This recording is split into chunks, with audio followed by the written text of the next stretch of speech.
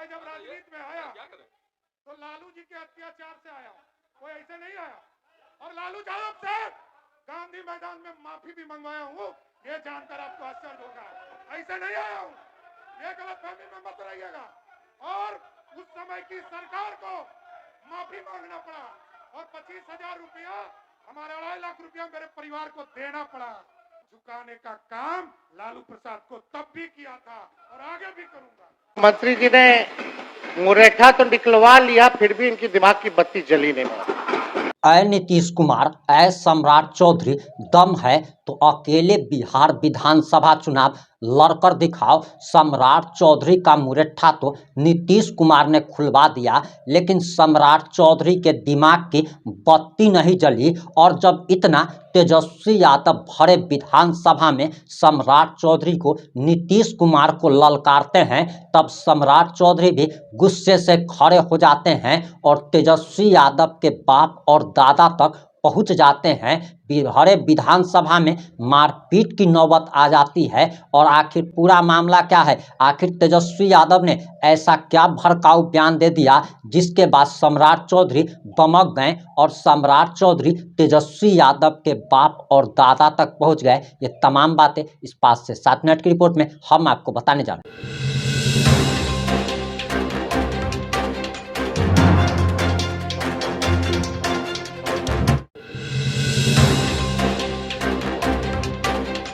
नमस्कार, मैं प्रिंस कुमार सिंह और आप देख रहे हैं पॉजिटिव इंडिया। अगर अभी तक आपने चैनल को सब्सक्राइब नहीं किया है तो खबरों से अपडेट रहने के लिए कृपया चैनल को सब्सक्राइब कर लीजिए। और जो लोग भी ऑलरेडी कर चुके हैं उन तमाम लोग को सहृदय धन्यवाद। अब वापस आते हैं अपनी खबर पर और आपको बताते चले कि तेजस्वी यादव, जो कि नेता प्रतिपक्ष है, पूरे रौब में दिख रहे थे और भरे विधानसभा में जिस तरीके से उन्होंने नीतीश कुमार और सम्राट चौधरी की वाट लगा दी, या तो फिर ऐसा कह लीजिए कि इन लोगों को भड़कने पर मजबूर कर दिया। ऐसे ऐसे बयान दे दिए सम्राट चौधरी पर, नीतीश कुमार पर अपमानजनक टिप्पणी कर दी।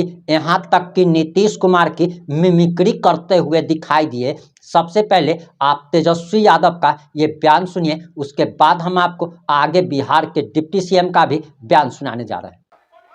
भाई जब राजनीति में आया तो लालू जी के अत्याचार से आया, कोई ऐसे नहीं आया।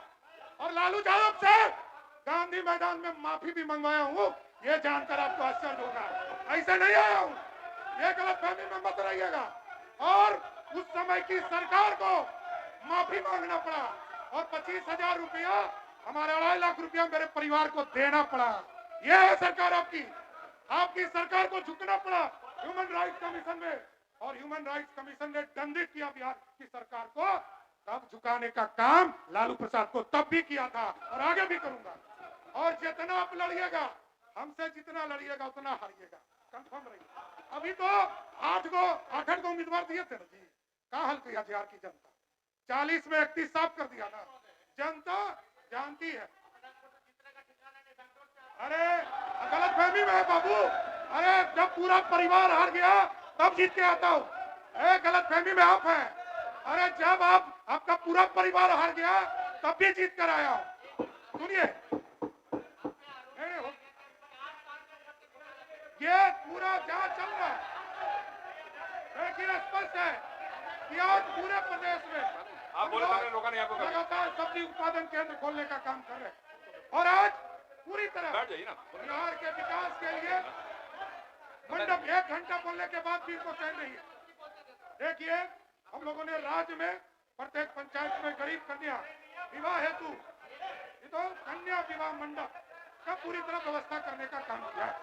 इसी तरह अध्यक्ष महोदय, वेंडिंग जोन, पूरी तरह वेंडिंग जोन पे पूरी व्यवस्था खड़ा किया गया। सम्राट चौधरी जी ने हम पे आरोप लगाया कि हम 4 साल की उम्र में हम घोटाला कर रहे थे। अब बोले भाई, और रिकॉर्ड में बोलिए ना। 4 साल की उम्र से आप घोटाला कर रहे हैं। उम्र मेरा 36 साल हो गया, 32 साल तक का काम किया। लेकिन साथियों, मैं जातिवादी नहीं हूँ, लेकिन जो अपराधी है उसको किसी भी कीमत पर नहीं छोड़ूंगा। एकदम स्पष्ट रहिए। और आप देख रहे होंगे, कल तक तो उससे पूछा जाता था, इंक्वायरी किया जाता था, और अब स्पष्ट है अपराधी को पुलिस ने साफ तौर पर कहा है, अपराधी यदि कट्टा दिखाएगा उसकी हत्या भी करने का काम पुलिस करेगी। अब कहां है पुलिस? साफ साफ काम कर रही है। इसलिए साथियों, आज बजट के अवसर पर आप देख लीजिए, अब स्वाभाविक है, अरे भाई आप अपने नेता की बोली बोलिए ना। लालू जी कहते थे रानी के पेट से राजा पैदा नहीं होगा।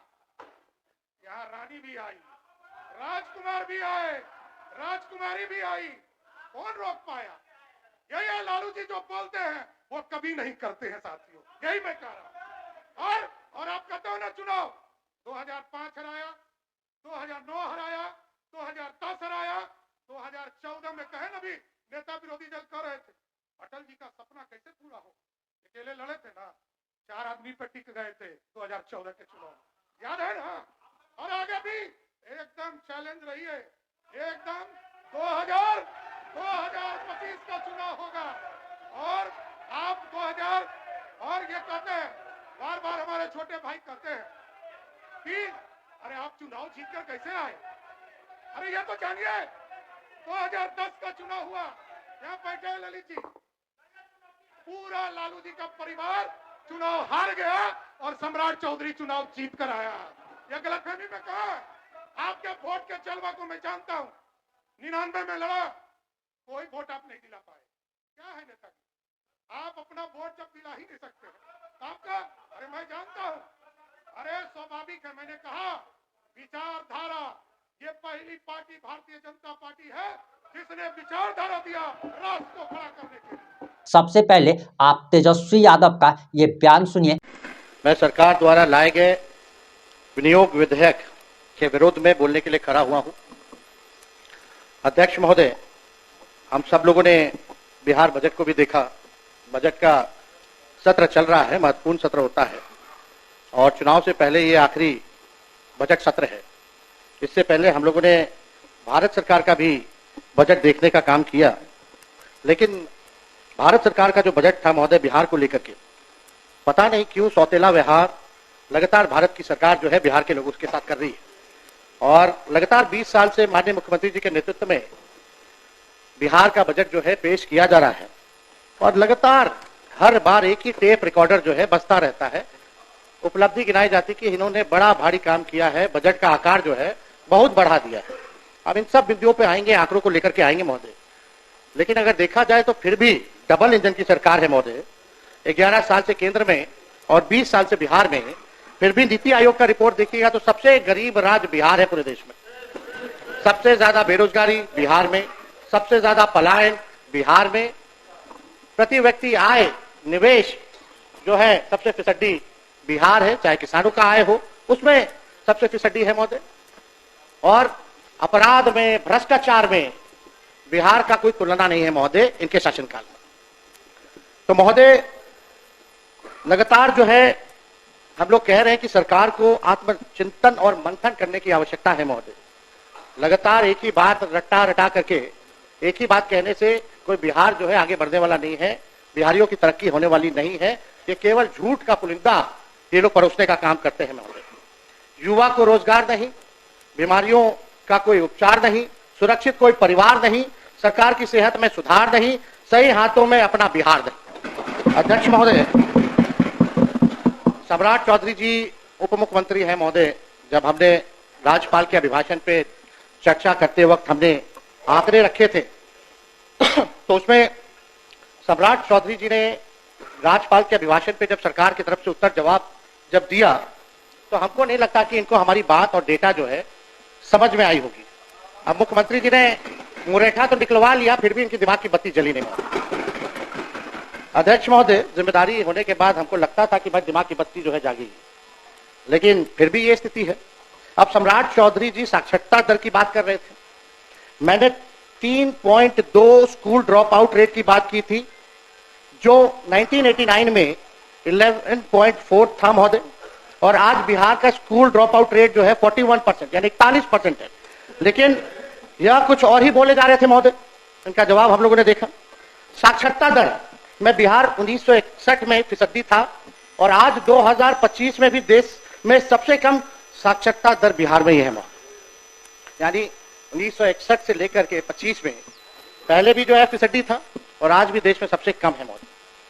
1961 में भी बिहार की प्रति व्यक्ति आय देश में सबसे कम थी और आज 2025 में भी सबसे कम है महोदय।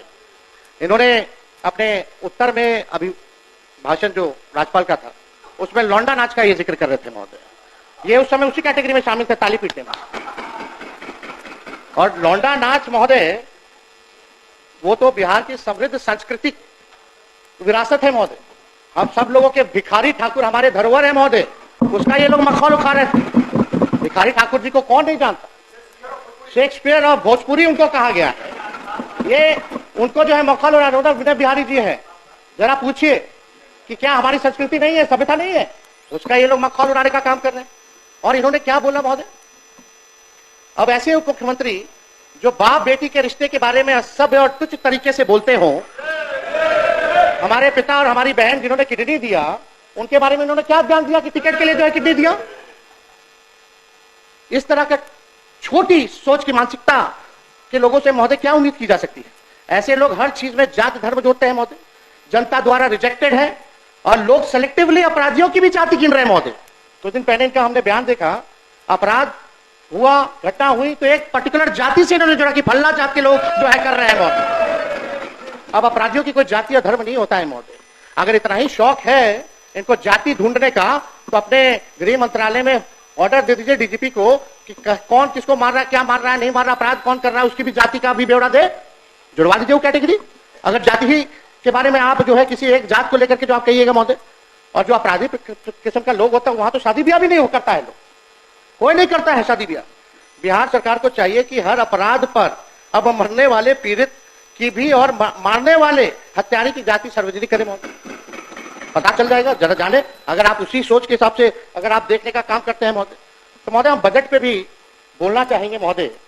थोड़ा देश का 1947 का भी बजट का आकार क्या था, बिहार का क्या था, उस पर भी हम चर्चा करना चाहेंगे। आज जो सरकार में जो लोग बैठे हैं इनका तो कोई मतलब नहीं था, उस समय तो कहीं थे नहीं, आजादी के समय आजादी में इनका कोई योगदान नहीं था महोदय। जब 1947 में जब देश आजाद हुआ, जब अंग्रेज गए तब खाने को देश में खाने को अन्न नहीं था महोदय, खाने का भूखमरी की हालात थे महोदय। जब अंग्रेज गए तो उस वक्त देश का साक्षरता दर 12% था, भारतीयों की औसत आयु 32 साल थी महोदय, और भारत के पहले बजट का साइज कुल 197 करोड़ था। अब 2025-26 के बजट का साइज 50 लाख करोड़ रुपए है महोदय। 1952-53 में के वित्तीय वर्ष में बिहार विधानसभा में 30 करोड़ रुपए का वार्षिक बजट पेश किया गया था। 52-53 में बिहार का 30 करोड़ का पेश किया गया था। जब आदरणीय गरीबों के मसीहा आदरणीय लालू जी मुख्यमंत्री बने 1990 में, तब बिहार का बजट लगभग 3000 करोड़ था महोदय, और 2005-06 में जब सौंप करके गए तब बिहार का कुल आंकड़ा यानी 28,000 करोड़ करके गए महोदय। 3000 से 28,000 करोड़, यानी लगभग 9.5 गुना बजट राजद शासन काल में बढ़ा। 2005 से 2024-25 विगत वर्ष के आपके शासन में 28,000 करोड़ से बढ़कर 2,78,000 करोड़ हुआ, यानी लगभग वही 9.5 गुना बढ़ा। तो किस बात का आप लोग पीठ थपथपा रहे हैं? ये तो बढ़ता ही रहेगा, आप रहे या कोई रहे, बजट तो लगातार ये तो परंपरा क्या, ये तो होता ही रहना है, बढ़ता ही रहेगा। इसमें आपने कौन सा तीर मार लिया? जो बार बार जो आप लोग कहते हैं कि भाई इतना बजट का साइज कर दिया, अब 3,17,000 करोड़ रुपया कर दिया, इसी से सब जो है टेप रिकॉर्डर बजाया जा रहा है कि बड़ा विकास किया। इस साल चुनावी वर्ष होने के कारण अचानक से 24-25 और 25-26 में यानी एक साल में महोदय 3,17,000 करोड़ का तो बजट था, यानी एक साल में 39,000 करोड़ का आपने वृद्धि बना दिया। हम जानना चाहते हैं एक साल के अंदर 39,000 करोड़ आप बढ़ा कैसे दिए? बिहार का रेवेन्यू कहां से इतना फायदे में रहा है? बिहार जो आप बढ़ा दिए, ये कहां से आंकड़ा लाए हैं? बिहार को कितना फायदा हुआ है जरा ये बता दे, या बिहार कर्ज में है ये बता दे। तो आप चुनावी वर्ष है तो एक साल में आपने 39,000 करोड़ जो है वो बना दिया, वृद्धि कर दी गई, जिसका कोई आर्थिक या प्रशासनिक आधार ही नहीं है महोदय। क्या आपका राजस्व 39,000 करोड़ बढ़ा है? हाँ या ना बताइएगा अपने उत्तर में। 39,000 करोड़ बढ़ा है कि नहीं बढ़ा है? और कहां से बढ़ाया जरा ये भी बताइएगा, स्रोत क्या था अगर बढ़ा है तो? इतना बजट बना रहे हैं लेकिन महीनों से शिक्षकों, प्रोफेसरों, कर्मचारियों और संविधिकों को देने के लिए पैसा नहीं है सरकार के।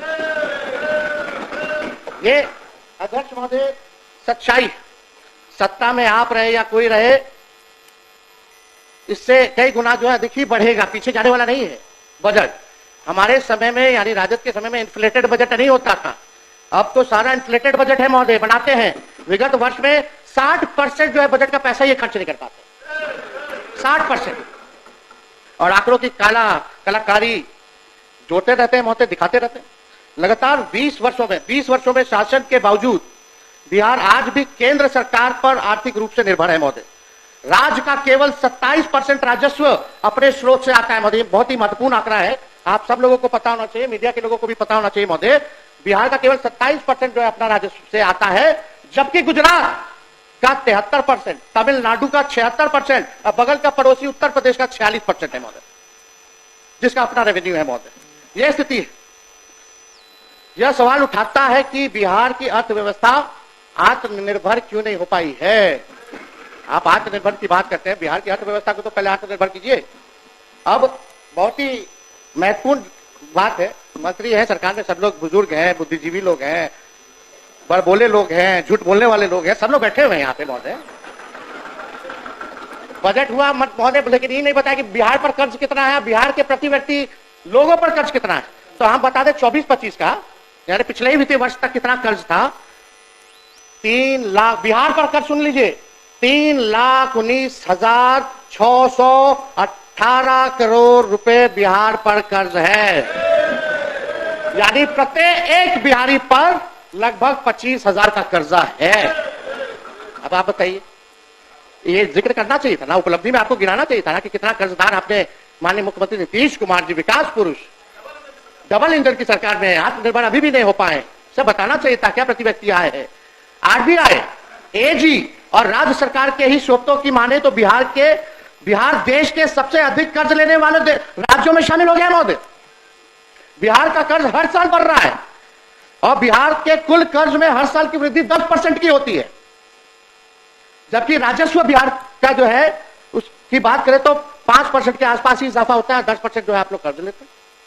क्या क्या क्या बना रहे हैं आप लोग बजट का भाई, कितना कर्ज आप लोगों ने डाल दिया।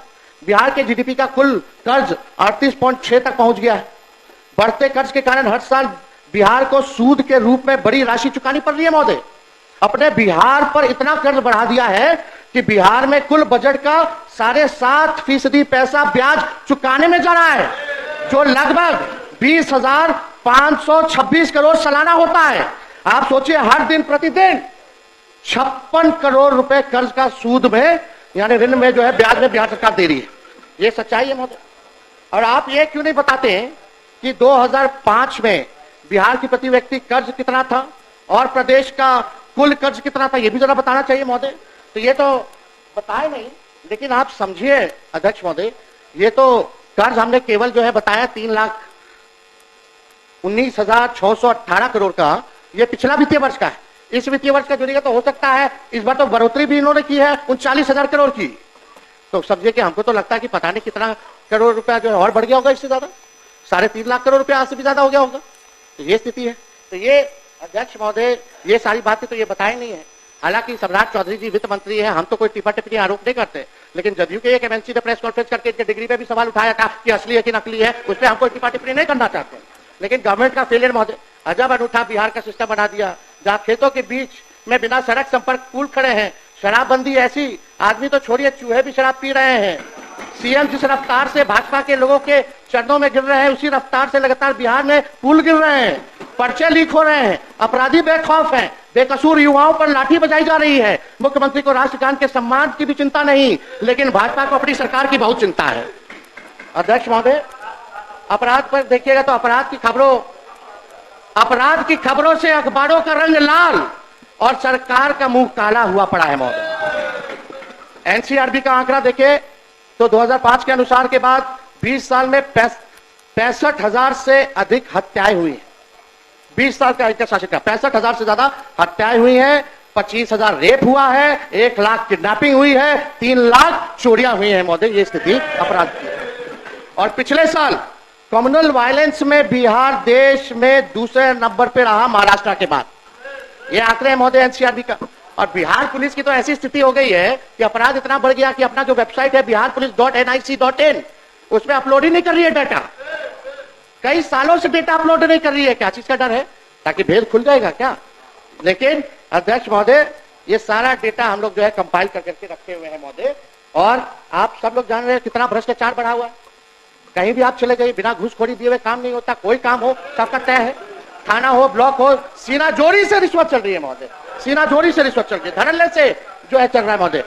अभी सीओ का दाखिल खारिज जमाबंदी संबंधित वर्ष 2008 से अब तक कुल 1,36,00,000 वाद दायर किए गए, जिसमें से 52 लाख वाद को रिजेक्ट कर दिया गया तथा अभी भी रिश्वत नहीं देने के कारण लगभग 2,29,000 वाद विभिन्न जिलों में लंबित है महोदय। सीओ इतने आउट ऑफ कंट्रोल हो गए हैं कि डीएम की भी नहीं सुनते हैं महोदय। क्यों सुनेंगे? सीधे सीएम आवास से उनका ट्रांसफर पोस्टिंग होता है। मतलब एक सीएम के कार्यालय ही ईमानदार है, बाकी सब मंत्री और विभाग बेईमान हैं। राम सूरत राय मंत्री थे, आलोक मेहता मंत्री रहे, दिलीप जायसवाल मंत्री रहे, इन सब ने जितना ट्रांसफर पोस्टिंग किया सबको सीएम हाउस के अधिकारी ऑफिस से रोक दिया गया। रोका कि नहीं रोका? तो सीओ काहे ना सुनेगा? सीओ तो डायरेक्ट सीएम ऑफिस से जुड़ा हुआ है, वहीं से ट्रांसफर पोस्टिंग चल रहा है। कहां किसी अब आपकी इन सारे नेताओं के बयान पर क्या प्रतिक्रिया है, आप क्या सोचते हैं? अपनी प्रतिक्रिया जरूर दीजिएगा। जुड़े रहे हमारे साथ। जय हिंद, जय भारत।